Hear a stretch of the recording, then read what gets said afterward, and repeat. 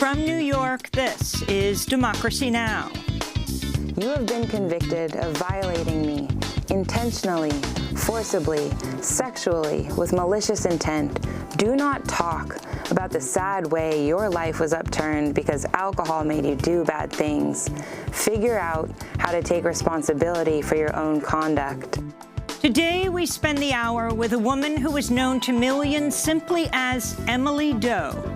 In 2015, she was sexually assaulted by a member of the Stanford University swim team, Brock Turner. He was later sentenced to just 6 months in jail, sparking nationwide outrage and the recall of the judge. The text of her victim impact statement was read by millions around the world. Today, Chanel Miller will join us to talk about her remarkable new memoir. It's called Know My Name. In court, you're so stripped of identity. You don't have a name, you don't have characteristic traits. You're spoken about in terms of being a sum of your body parts and really nothing more than that. So coming forward is my way of saying, I have a history. I have people that love me, and I also have talent in writing. Today, Chanel Miller for the hour. All that and more coming up. Welcome to Democracy Now!, democracynow.org, the War and Peace Report. I'm Amy Goodman. In northern Syria, dozens have been killed. Tens of thousands have fled their homes amidst the Turkish military offensive against Kurdish-controlled areas. The Kurdish Red Crescent said at least 11 civilians have been killed, including one baby. Aid groups say 500,000 people are at risk of being forced from their homes. Turkey's ground invasion began just days after President Trump ordered U.S. troops to fall back from their positions on the Turkish-Syrian border. To see our full coverage of the Turkish military invasion of northern Syria, go to democracynow.org. 2 associates of President Trump's personal lawyer, Rudy Giuliani, have been arrested and charged with campaign finance violations. The men, Lev Parnas and Igor Fruman, were arrested at Dulles International Airport Wednesday night, trying to board a one-way flight to Vienna, where they were to be meeting with Giuliani. According to the indictment, the 2 Florida businessmen pressured former Texas Republican Congressmember Pete Sessions to push for the ouster of the U.S. ambassador to Ukraine while simultaneously funding his campaign. The ambassador was fired in May. The former ambassador, Marie Yovanovitch, is slated to testify to Congress today. Federal prosecutors are also accusing the businessmen of bankrolling political candidates using foreign money in exchange for political influence, including in Nevada, where they hope to set up recreational marijuana businesses. Energy Secretary Rick Perry has also been issued a subpoena for documents about his involvement in Ukraine as Democrats move forward with their impeachment inquiry into the president's efforts to have Ukraine investigate his political rival, Joe Biden. I don't know those gentlemen. Now, it's possible I have a picture with them because I have a picture with everybody. I have a picture with everybody here. But somebody said there may be a picture or something where at a fundraiser or somewhere. But I have pictures with everybody. President Trump attacked Democrats, including Democratic presidential candidate Joe Biden, during a campaign rally in Minneapolis Thursday. He was never considered a good senator. He was only a good vice president because he understood how to kiss Barack Obama's ass. President Trump also attacked Somali refugees in Minnesota during the rally. He also came under fire for playing Prince's Purple Rain at the rally, despite confirming a year ago the campaign would not use Prince's music. Prince's estate has refused to give Trump permission to use his songs. Cities are also complaining that the Trump campaign is not reimbursing them for services provided by local police and fire departments during his rallies. A study by the Center for Public Integrity says these services total more than $800,000. Democratic presidential candidates attended a CNN-hosted town hall Thursday night focused on LGBTQ rights. The event was repeatedly disrupted by activists demanding attention to the epidemic of violence against Black and brown transgender women. South Bend, Indiana Mayor Pete Buttigieg was interrupted by activists holding a banner and chanting "Trans Lives Matter" as the openly gay mayor was being questioned by Anderson Cooper. In another interruption, activist Blossom C. Brown took the mic from another audience member. Let me tell you something. Black trans women are being killed in this country. And CNN, you have erased black trans women for the last time. Let me tell you something. Black trans women are dying. Our lives matter. I'm an extraordinary black trans woman, and I deserve to be here. My black trans sisters that are here, I am tired. I am so tired. Not one black trans woman has taken the mic tonight. Not one black trans man has taken the mic tonight. At least 19 black transgender women have been killed so far this year. Ethiopian Prime Minister Abiy Ahmed was awarded the 100th Nobel Peace Prize in an announcement this morning. The Prime Minister helped broker a historic peace deal between Ethiopia and Eritrea last year. From 1998 to 2000, Ethiopia and Eritrea fought a border war in which 70,000 people were killed. A state of war continued between the two countries for the next 18 years. The Prime Minister also freed thousands of political dissidents from jail and lifted the state of emergency in Ethiopia. To see our full coverage of the historic peace deal between Ethiopia and Eritrea, go to DemocracyNow.org. He will receive the Nobel Peace Prize on December 10th. The Nobel Prize for Literature was also announced Thursday, awarding the prize to Polish novelist Olga Tokarczuk and the right-wing Austrian writer Peter Handke. Handke's selection sparked widespread condemnation. He was close to the former Serbian leader Slobodan Milosevic, who was charged with genocide and crimes against humanity. Handke delivered a eulogy at his funeral. Iranian news media has reported missiles struck an Iranian oil tanker in the Red Sea early Friday, raising fears of increased tension in the region. The missiles reportedly struck the tanker about 60 miles off the coast of Jeddah, Saudi Arabia, destroying 2 tanks and causing oil to spill into the water. No one's claimed responsibility for the attack so far. In Ecuador, at least 5 protesters have been killed amidst a government crackdown against the massive indigenous-led anti-austerity protests that have swept the country. On Thursday, protesters briefly took 8 police officers hostage in the capital, Quito. The protests began after the Ecuadorian president, Lenin Moreno, ended a decades-old fuel subsidy program as part of a so-called reform plan imposed by the International Monetary Fund. The left-leaning online news outlet Splinter has been shut down, with multiple staffers saying they've been fired. Former Splinter employees are lambasting the site's hedge fund owner, private equity firm Great Hill Partners, for the closure. In a Vice article titled, "Private Equity Vultures Killed Splinter, Your Company Could Be Next," former Gawker writer Brendan O'Connor wrote, quote, "Great Hill didn't care about making Splinter a good website even better. That would have required time and money. Like all private equity firms, Great Hill's only concern is extracting value," he said. Hundreds of asylum seekers who've been blocked from entering the United States under Trump's Remain in Mexico policy shut down the busy international bridge between Matamoros, Mexico, and Brownsville, Texas, for 15 hours Thursday. The hundreds of migrants, including families with children, were protesting the dangerous and filthy conditions in which they're forced to live as they await their asylum hearings in the United States. Late Thursday afternoon, Customs and Border Protection officers fired smoke bombs at the protesters. 4-time Olympic gold medalist Simone Biles won her 5th all-around world championship Thursday night at the World Gymnastics Championship in Stuttgart, Germany. She won by 2.1 points, the largest margin of victory in her career, and now holds 22 world medals. In California, multiple fires are raging across the state. The Saddle Ridge fire broke out Thursday night in Los Angeles County, prompting hundreds of evacuations. Multiple blazes are expanding in Riverside, California, fueled by strong winds and dry conditions. This all comes as public utilities Southern California Edison and Pacific Gas and Electric are implementing planned blackouts across the state to prevent wildfires, leaving hundreds of thousands of people without power. And in New York, over 60 protesters were arrested Thursday after shutting down an intersection in the heart of Times Square as part of a climate action organized by Extinction Rebellion. My name is Isabel. I'm a student at NYU, and I'm incredibly scared at the state of our world.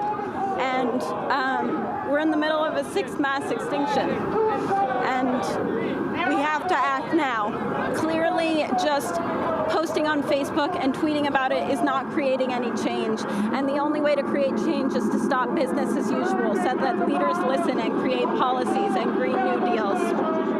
To see our full report on Extinction Rebellion, Times Square action, go to DemocracyNow.org. And those are some of the headlines. This is Democracy Now!, DemocracyNow.org, The War and Peace Report. I'm Amy Goodman. Today, we spend the hour with a woman who is known to millions simply as Emily Doe. In 2015, a member of the Stanford University swim team, Brock Turner, sexually assaulted her while she was unconscious behind a dumpster outside a Stanford University fraternity. The assault ended when 2 Swedish graduate students saw what was happening, then chased after Turner and held him down until the police came. At the time, Emily Doe was a 22-year-old college graduate living at her home with her family in Palo Alto. The case gained national prominence when a California judge sentenced Brock Turner to just 6 months in county jail after he was convicted of 3 counts of felony sexual assault. He would spend 3 months locked up. The sentencing sparked outrage. Voters in California later recalled the judge in the case. During the trial, Emily Doe read a victim impact statement addressed to her assailant. The text of the letter went viral after BuzzFeed published it in 2016. Well, the woman known to the world as Emily Doe recently came out to reveal her true identity in a remarkable new memoir called Know My Name. She published the book using her full name, Chanel Miller. Well, today we spend the hour with Chanel. We begin by airing a short video she illustrated and narrated about how she moved past the sexual assault and eventually reclaimed her name, her story, and her life. It happened when I was 22, on the cusp of my adulthood. When you are assaulted, an identity is given to you. It threatens to swallow up everything you plan to do and be. I became Emily Doe. Assault teaches you to shrink, makes you afraid to exist. Shame, really, can kill you. Unconscious, stupid, dumpster, swimmer, Stanford, half-naked, nameless, nobody. Nobody wants to be defined by the worst thing that's happened to them.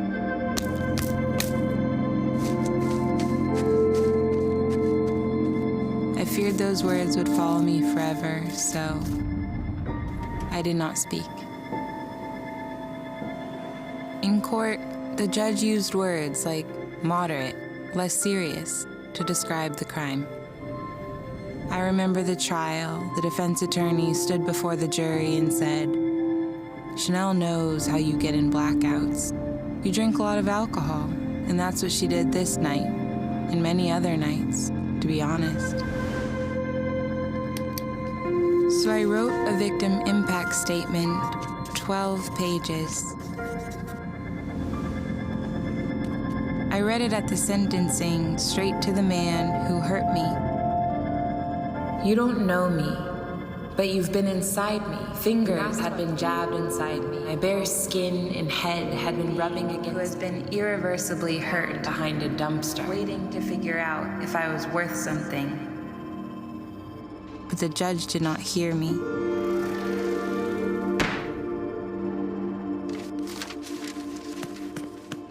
When I released the statement, something else happened. It has forever changed the way I carry myself, the way I live. You can't be silenced. The world breathed life into my words. I spent all this time absorbing, listening to their voices until I understood. Chanel knows how you get in blackouts. Chanel also knows how to write. And Chanel knows how to draw. Survivors will not be limited, labeled, boxed in, oppressed. We will not be isolated. We've had enough. Enough of the shame, diminishment, the disbelief, enough loneliness. Look at all this togetherness. Look out for one another. Seek whatever you wish to be in life. Speak up when they try to silence you. Stand up when they shove you down. No one gets to define you. You do. You do. My name is Chanel, and I am with you. That's the voice of Chanel Miller in a video that animates her illustrations. We spend the rest of the hour with Chanel in our studio discussing her new memoir, Know My Name. I began by asking Chanel why she chose that as the title of her book. I like that it's defiant, that it's a stepping forward, that it's a proclamation of identity and knowing who I am and what I stand for. Because in court, you're so stripped of identity. You don't have a name, you don't have characteristic traits. You're spoken about in terms of being a sum of your body parts and really nothing more than that. So coming forward is my way of saying, you know, I have a history. I have people that love me, and I also have talent in writing, and that's what this is. Take us back to 2015. You go to this party, you drink, you black out, and you wake up in a hospital gurney with two detectives looking down at you. Oh, I think also the dean of Stanford? It's one of the dean of students with one deputy. At that moment, what did you understand? All I understood was that I had been found passed out, and I'd later be told that someone was acting hinky around me. So my impression was that there was a man giving off suspicious behavior at this party. I didn't understand that he had made any contact with me. That was never made clear. I just knew that he was chased off the property due to his behavior, and that I was somehow wrapped up in it, but was unaware to the depth at which I was involved. And you were not wearing your own pants? Correct. No and you were underwear. missing your underwear? Correct. That's what you understood at that moment? Yes, my dress was hiked up to my waist. I didn't have underwear on, and I didn't understand why or how they could be gone, and I was given hospital pants. Did you ask anyone to explain what is going on? No. I figured if there was something that grave, they would tell me more explicitly. I also refrained from asking because I think I knew something was wrong, and I wasn't prepared to hear the answer. I didn't want you to tell me that I had been assaulted. I wanted that ignorance, and sometimes you need that in order to sit down with a detective, which I did that morning, and be level-headed and go back through your night and rake through it all to give him answers. If they had disclosed everything at that moment, I think I would have been completely immobilized, unable to digest that information. So instead, I was released home and not given anything more. You had dried blood on your hands, and your hair was filled with hundreds, if not thousands, of pine needles. Yes. Yeah.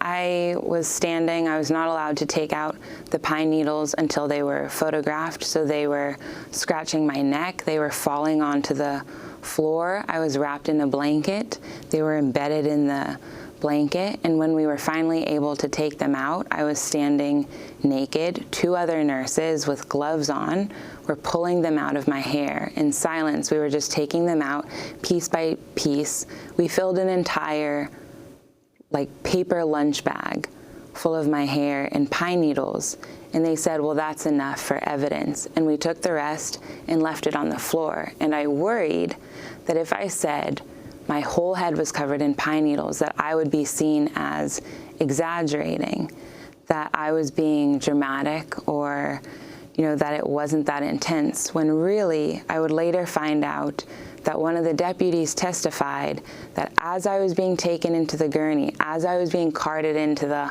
hospital, I left a trail. That what I was left with that morning, I'd already lost a lot of the debris. My head was being used to mop up a ground. Which meant that perhaps you were dragged behind the dumpster. Or that there was very little care taken about my state of being when I was half naked on the ground, that it didn't matter that where my head was, the condition of my skin, the texture of my backside was raw. None of this consideration was taken. And yet there was consideration when it came to these two Swedish cyclists who you believe saved your life. Yeah. Explain what you came to understand happened. And when did you learn about these two graduate students? So I had this vague understanding that students had stopped a guy at the party at the hospital. So in my head, I think, okay, someone was apprehended.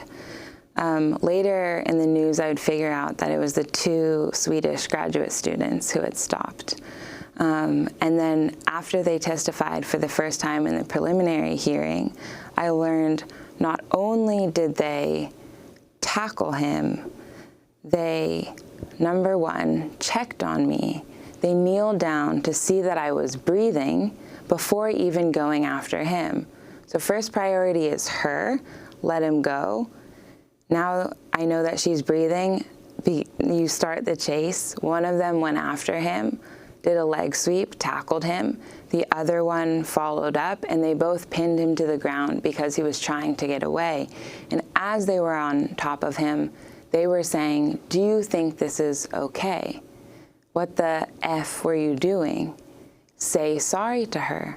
So not only did they stop him, they were demanding apology, and they were refusing to go anywhere until they knew that I was going to be taken care of. They called the police?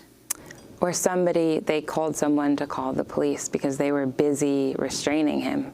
And when the police came, they wept? So one of the Swedes, as he was giving his testimony to the deputy, began to openly weep. And one of the deputies would later tell me he was tearing up watching him go through that. What was it like to meet these two students? When did you meet them? I met them maybe 2 months ago in New York City. I had dinner with them, and it was so amazing to be able to meet them face to face and say thank you. And they kept saying, you've already thanked us by helping the world. That's thanks enough. But to have them as part of my life, to have them so genuinely concerned about my well-being, for them to have returned again and again to testify repeatedly when they could have just moved on, that's so unbelievable to me and sets just this wonderful standard of behavior that we can hold men to. You see your sister in the hospital, your little sister, your Mei. Yeah, I'm Jia. In Chinese, little sister. And you go home with her. Yes. You go to your parents' house where you grew up, the two of you grew up. Yes. But you didn't tell them. No. Well, first, I did not have anything to tell them. I had no narrative yet. I didn't understand what had happened. So I didn't want to say, I woke up covered in bruises and scratches, half naked. Let's sit around the table and ruminate why that might have happened. That would have been terrifying. And when you let your imagination off the leash, then it would send all of us spinning. So not telling them was my way of keeping the situation in my control. And I felt that as long as it was contained, I would be able to keep moving. And so how did you hide it from them? Your house isn't that big. How did they your parents who were very tuned in to you and your sister, your whole being. I would begin to go on these long bike rides in the morning before work and process a lot on those rides.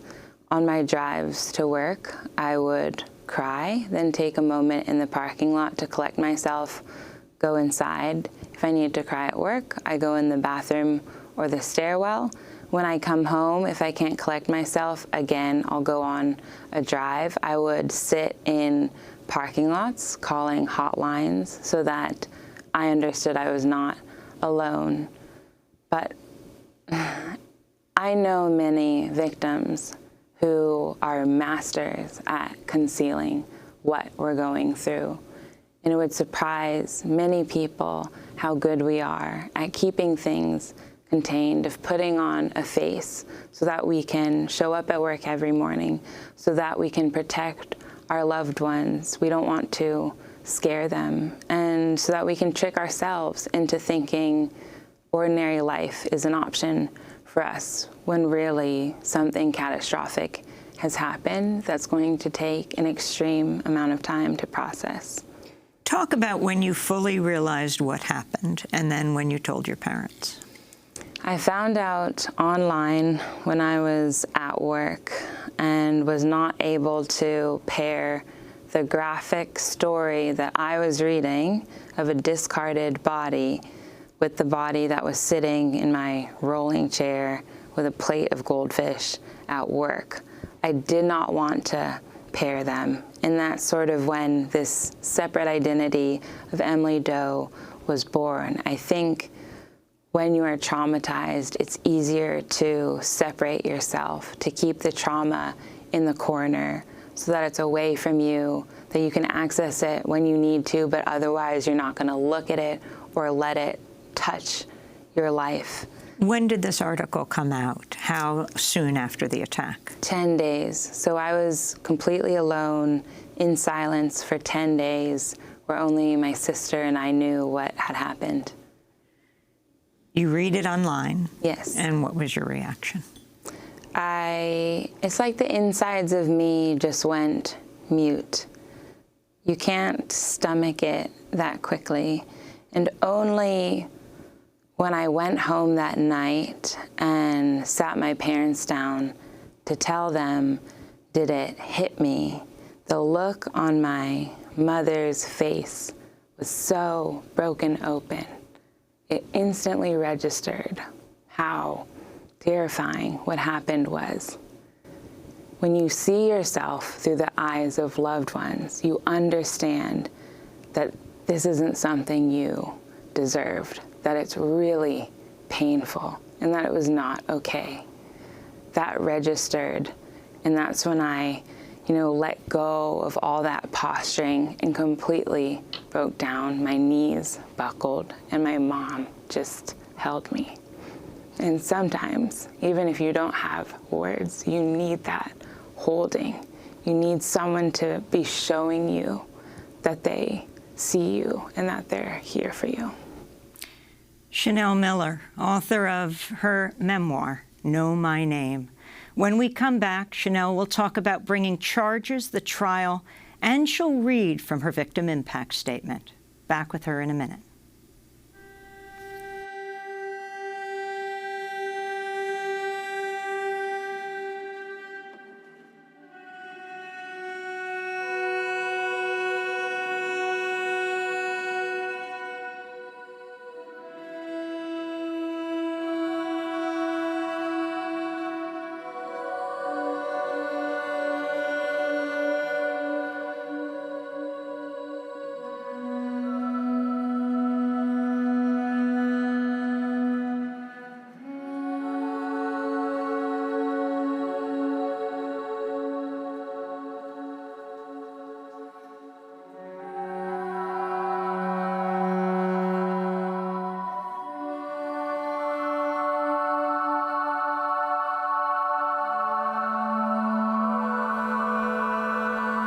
Music by Michael Behari and Teddy Rankin Parker. This is Democracy Now! I'm Amy Goodman.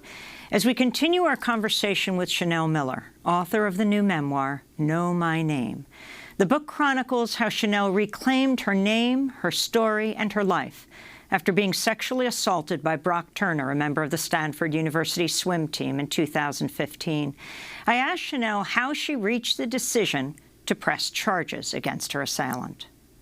That happened within 24 hours of the assault. I had just pulled into my driveway with my sister, and the detective called and asked if we wanted to press charges. I did not understand the implications of this. I didn't understand how long-term of a decision it would be. Not to mention, you didn't understand that you were attacked. Correct. I didn't even know that I had been assaulted yet or what the charges were. So my impression was that they had caught a guy and, needed me to verify that, yes, they should pursue a case against him. And I thought, all right, that sounds good to me. So I said yes and unlocked an entirely new future for myself in that moment. And talk about how long this judicial process took. Even though I filed within 24 hours of my assault, it still took a year and a half to get to the sentencing. And then after that, another year and a half of the appeal for the case to finally be closed. So a total of almost 4 years of my life were invested in this case where I felt stuck, where I didn't have the option to leave, where I was forced to return again and again to this story. So know that even if you file that quickly, that's how long it's going to take. Talk about that period of time when they were developing the evidence, when you heard the trial would take place, who you understood your assailant to be, how he was described, Brock Turner, and how you were described, and your decision to remain anonymous, to remain Emily Doe. Yeah, he was spoken about in terms of his accolades primarily. His smiling photo was used in most of the articles. There were quotes from his previous swim coaches talking about how wonderful this was and how it was a tragedy that had befallen him. It sounded so passive, the reporting of it, as if he was the victim of a crime of external circumstances, and now everything for him was hinging on this verdict, even though my loss had already taken place and had never been up for deliberation. He was a possible Olympic contender, a student at Stanford. And how were you described? How was Emily Doe described? I was intoxicated, blacked out, passed out, half naked. I was spoken about in terms of how many shots I had that night, of how many times I've blacked out previously in my life. All other traits were dismissed, but that's all I got to exist as and present myself as inside the courtroom. Chanel, describe your experience of the trial when it finally took place. I was looking forward to being able to testify and give my side of the story. That's what I thought testimony was. And I quickly learned in that environment, you are constantly discredited and diminished openly, that it becomes a game of how quickly you can answer questions that are worded in a complicated way. Half the time, I'm just trying to understand what the defense attorney is asking me. And you're forced to remember that night down to the minute. At what time did you pee? How many yards away from the house did you pee? As if I'm supposed to be living my life, counting yards, counting sips. It was extremely dehumanizing, and the way they speak to you as if you're a criminal. You feel like you've done something wrong. Surely you have if you're being treated this way. And they brought on a blackout expert. Correct. Explain. They paid $10,000 to this quote-unquote blackout expert who came in and testified that even though I was blacked out, I could have been completely willing and able to consent, that Brock had no way of knowing that I was in a blackout. So basically absolving him from the responsibility of reading social cues, of having the decency to know how to treat a person. So the trial took 3 weeks. Talk about what Brock Turner was originally charged with, what those charges were reduced to, and then the jury verdict. Yeah, at first he was charged with 5 felonies, 2 of which were for rape of an intoxicated person and rape of an unconscious person. Those rape charges were dropped because in California, rape is solely defined as the act of sexual intercourse. So digital penetration, fingers, doesn't count as rape. It's defined as sexual assault, whereas the FBI's definition of rape is any kind of penetration. So the 2 rape charges were dropped. Sexual assault charges remained, and so did assault with intent to rape. That was the 3rd felony he was charged with. And my impression is that the only reason he wasn't able to rape was because he ran out of time, because 2 people intervened, not because he chose to draw the line there. So where were you when the verdict was handed down? I was called to the courtroom. Basically, after closing statements are given at the trial, jury deliberation begins. They say, we're going to give you a text sometime within the next 2 weeks, and you will have 15 minutes to show up at the courthouse. So I went home and just was waiting for 2 days for the text. When I got it, I drove in, and they read out the 3 counts. And then after that, they went through each jury member and said, state your individual vote for each count. So I was sitting there, and they go through each jury member, and jury member number 1 says yes, number 2 says yes, yes. Is he guilty of this? Yes, yes, yes, yes. And I was sitting there listening to the sounds of these yeses, all of that validation just like pounding and embedded inside of me. And I was struck by this immense sadness, because in the very beginning, when I knew that my assailant had been chased away, I knew the answer was yes. Of course he was guilty. I knew that from day 1. But over the course of a 1.5 years, I had drifted so far from myself. I had forgotten what I was worth, that I deserved to be treated better. I had learned to doubt myself and to sit with shame in months of isolation. And by the time the verdict came around, I thought, do I even deserve to be sitting here?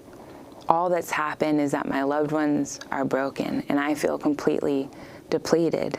And then I began to hear those yeses, and I was like, oh my goodness, I completely forgot. I forgot what I was worth, and that's so sad to me. And I feel like it's my job for other victims who are experiencing this to keep them at that yes, to not let them drift so far for so long from who they are, but to keep them right there in the knowing that they're supposed to be safe. Chanel Miller, her memoir, Know My Name, has just been published. When we come back, Chanel will read from her victim impact statement. Back with her in a minute.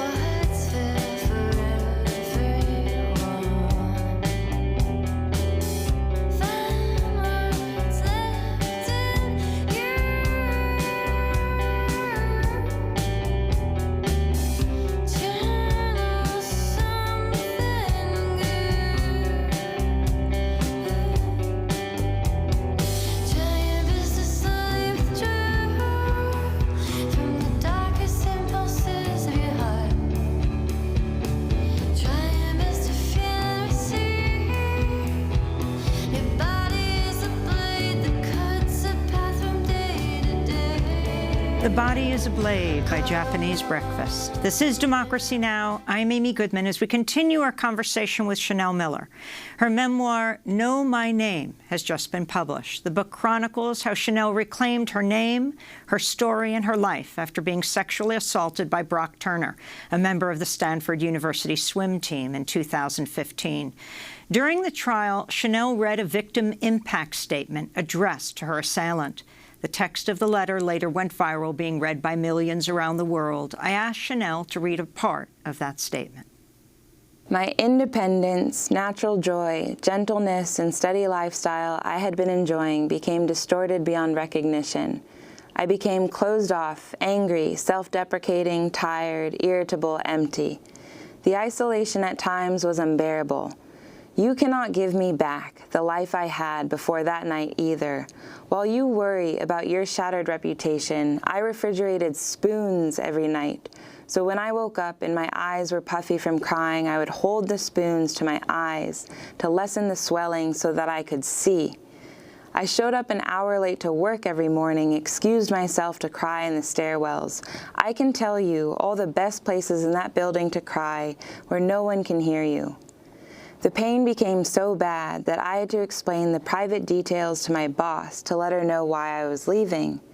I needed time because continuing day to day was not possible. I used my savings to go as far away as I could possibly be. I did not return to work full-time as I knew I'd have to take weeks off in the future for the hearing and trial that were constantly being rescheduled. My life was put on hold for over a year. My structure had collapsed. I can't sleep alone at night without having a light on, like a 5-year-old, because I have nightmares of being touched where I cannot wake up. I did this thing where I waited until the sun came up and I felt safe enough to sleep. For 3 months, I went to bed at 6 o'clock in the morning. I used to pride myself on my independence. Now I'm afraid to go on walks in the evening, to attend social events with drinking among friends where I should be comfortable being. I've become a little barnacle, always needing to be at someone's side, to have my boyfriend standing next to me, sleeping beside me, protecting me. It is embarrassing how feeble I feel, how timidly I move through life, always guarded, ready to defend myself, ready to be angry. You have no idea how hard I have worked to rebuild parts of me that are still weak. It took me 8 months to even talk about what happened. I could no longer connect with friends, with everyone around me. I would scream at my boyfriend, my own family whenever they brought this up. You never let me forget what happened to me. At the end of the hearing, the trial, I was too tired to speak. I would leave drained, silent. I would go home, turn off my phone, and for days I would not speak. You bought me a ticket to a planet where I lived by myself. Every time a new article came out, I lived with the paranoia that my entire hometown would find out and know me as the girl who got assaulted. I didn't want anyone's pity, and I'm still learning to accept victim as part of my identity. You made my own hometown an uncomfortable place to be. You cannot give me back my sleepless nights, the way I have broken down sobbing uncontrollably if I'm watching a movie and a woman is harmed. To say it lightly, this experience has expanded my empathy for other victims. I have lost weight from stress. When people would comment, I told them I've been running a lot lately. There are times I did not want to be touched. I have to relearn that I am not fragile. I am capable. I am wholesome, not just livid and weak. When I see my younger sister hurting, when she is unable to keep up in school, when she is deprived of joy, when she is not sleeping, when she is crying so hard on the phone, she is barely breathing, telling me over and over again she is sorry for leaving me alone that night. Sorry, sorry, sorry. When she feels more guilt than you, then I do not forgive you. That night, I had called her to try and find her, but you found me first. Your attorney's closing statement began, her sister said she was fine, and who knows her better than her sister? You tried to use my own sister against me. Your points of attack were so weak, so low, it was almost embarrassing. You do not touch her. You should have never done this to me. Secondly, you should have never made me fight so long to tell you. You should have never done this to me. But here we are. The damage is done, no one can undo it, and now we both have a choice. We can let this destroy us. I can remain angry and hurt, and you can be in denial, or we can face it head on. I accept the pain, you accept the punishment, and we move on. Your life is not over. You have decades of years ahead to rewrite your story. The world is huge. It is so much bigger than Palo Alto and Stanford, and you will make a space for yourself in it where you can be useful and happy. But right now, you do not get to shrug your shoulders and be confused anymore. You do not get to pretend that there were no flags. You have been convicted of violating me intentionally, forcibly, sexually, with malicious intent, and all you can admit to is consuming alcohol. Do not talk about the sad way your life was upturned because alcohol made you do bad things. Figure out how to take responsibility for your own conduct. That's Chanel Miller reading her victim impact statement. You left the courtroom floored, silent. People saw you. They actually knew your name, but your name didn't get out. You were still Emily Doe. And describe the day the judge issued his sentence. Was it the same day as your victim impact statement that you read? Yes. I showed up to court with my family and friends. I was almost excited to show them who I was, to finally, stand in my truth and not just be crying like I had been the entire time that I was on the stand. So I gave my statement. I was not allowed the time to read the entire thing. So I read an abridged version of the statement. Before Brock Turner was sentenced for sexually assaulting you, his father wrote this long letter to the judge presiding over the case. Dan Turner complained his son's life had been ruined for 20 minutes of action fueled by alcohol and promiscuity. The letter reads in part, "These verdicts have broken and shattered him and our family in so many ways. His life will never be the one that he dreamed about and worked so hard to achieve. This is a steep price to pay for 20 minutes of action out of his 20-plus years of life. The fact that he now has to register as a sexual offender for the rest of his life forever alters where he can live, visit, work, and how he will be able to interact with people and organizations." Yeah, so I was listening, my family was listening. It was extremely difficult to hear and tolerate. And then after the father read his statement, Brock stood up and read 10 sentences. I believed it's okay that they said that because the judge will understand what's going on and will hear me. So I was patient, and when the final sentence was read, it hadn't even occurred to me that he could receive less than 1 year, which is the maximum for county jail if you've been accused of 3 felonies. I was completely in shock, and I also questioned why I had decided to read the statement.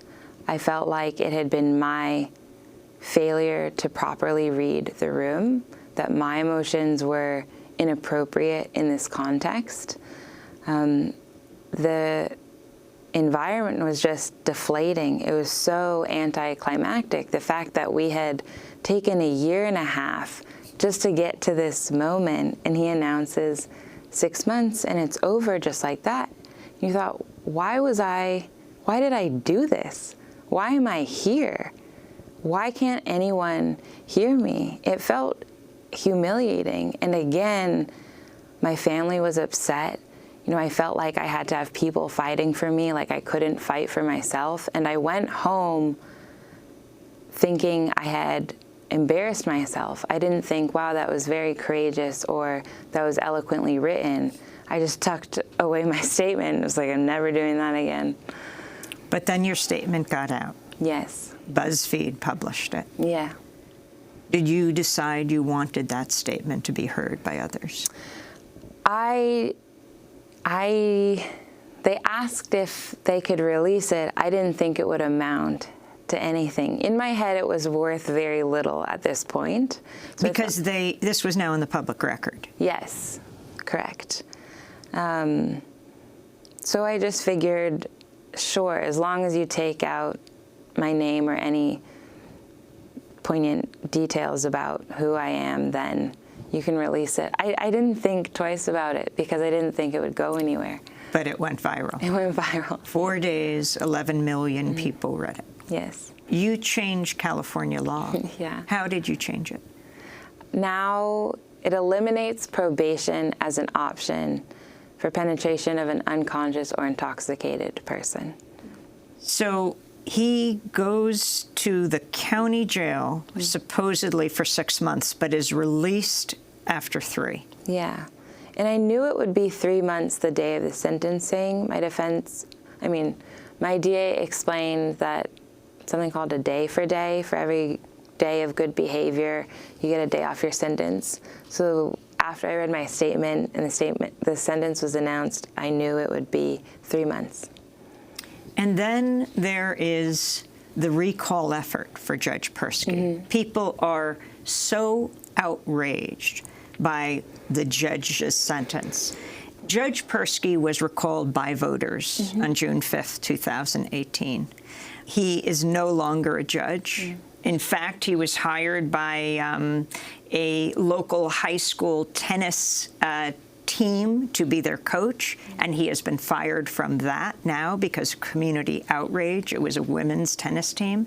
But his recall, what did that mean to you, and what did it mean to you that it was Michelle Dauber, the professor, that led this campaign? Yeah, Michelle is an incredible fighter and set out to do something that I don't think most people thought was even possible. All of the volunteers were amazing, were galvanized into being out on the front lines while I was off in my little office writing. You know, I was protected in my little cave, figuring out how to get the book out of myself. Meanwhile, they were out collecting signatures outside of Walmart at farmers markets, going door to door. And a lot of these volunteers were survivors, were vulnerable, you know, just collecting signatures. At times, they were verbally accosted and had to withstand that. So I have a deep admiration for all of them for fighting so hard just to put the judge on the ballot.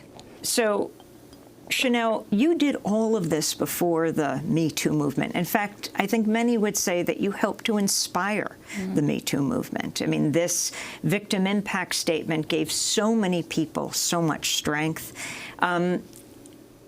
What did it mean, as you were Emily Doe, for people not to know who you were, but to watch the Me Too movement gain strength and women's voices to be validated?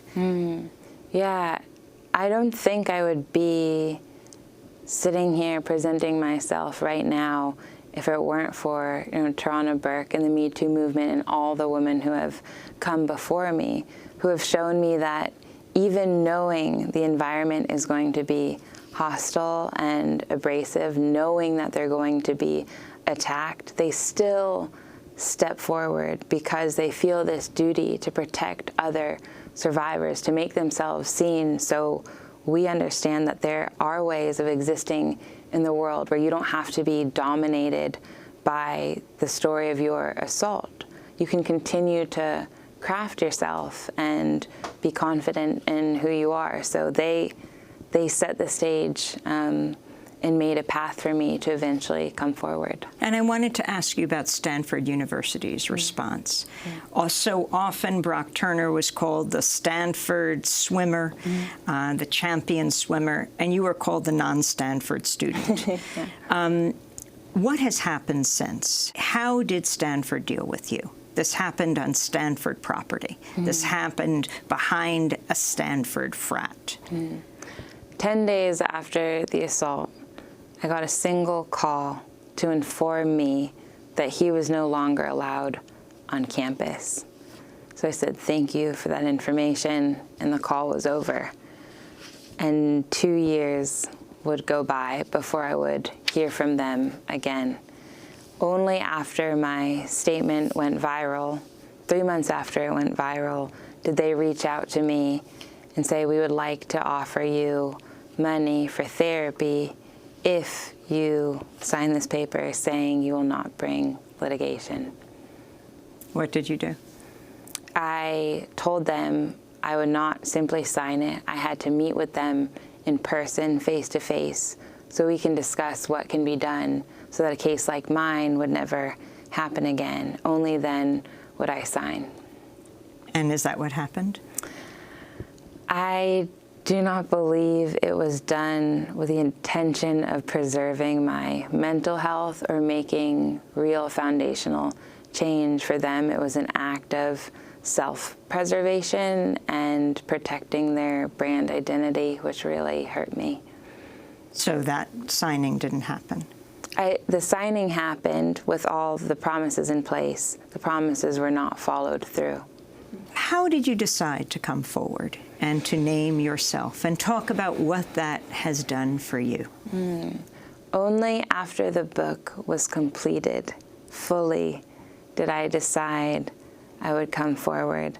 I needed to emerge as not just the person from this case. I didn't want my name to come out and they just say, okay, now we can fill in the blank and put up her photo next to his. I wanted to come out fully as an author, to be able to present myself alongside this book, which is filled with anecdotes and childhood memories and a spectrum of emotions, to say you can no longer deny my humanity. You cannot continue to limit me to the parameters of this case. I am so much more than this. And I felt confident that the book would be able to anchor me and have people see me as a person. So only when it was done did I come out. Chanel Miller. Her memoir, Know My Name, has just been published. The book chronicles how Chanel reclaimed her name, her story, and her life after being sexually assaulted by Brock Turner, a member of the Stanford University swim team, in 2015. He faced 15 years in prison, but the judge sentenced him to just 6 months in county jail, of which he served 3 months. The judge, Aaron Persky, was later recalled by California voters. The victim impact statement Chanel Miller read during the trial went viral and was read by millions around the world. Visit DemocracyNow.org to see Chanel reading highlights of that victim impact statement. And that does it for our broadcast. Democracy Now! Is produced by Mike Burke, Dina Guzder, Nermeen Sheikh, Carla Wills, Libby Rainey, Sam Alcoff, John Hamilton, Robbie Karen, Hani Masood, Sharina Nadura, Tay Marie Astudio, and Maria Terracena, Mike DeFilippo, and Miguel Noguera, our engineer. Special thanks to Becca Staley, Miriam Barnard, Julie Crosby, Hugh Grant, David Crude, Ishmael Goodaro. I'm Amy Goodman. Thanks so much for joining us.